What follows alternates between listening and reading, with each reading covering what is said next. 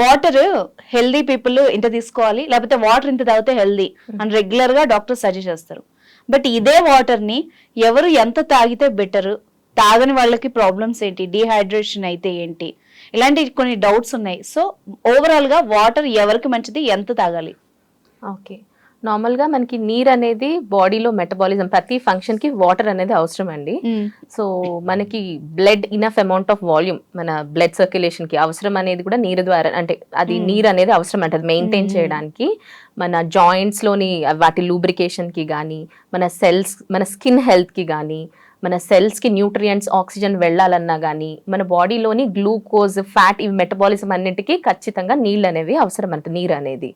So చాలా మంది నీరు తీసుకోవడం అనేది నెగ్లెక్ట్ చేస్తారు, తినేటప్పుడు మాత్రమే నీరు తాగడం అట్లా చేస్తారు. బట్ ఖచ్చితంగా కనీసం మనిషి రోజుకి 8 గ్లాసులు, చెప్పాలంటే 2.5 నుంచి 3 లీటర్ల నీరు అనేది తాగడం ఖచ్చితంగా అవసరం అనమాట.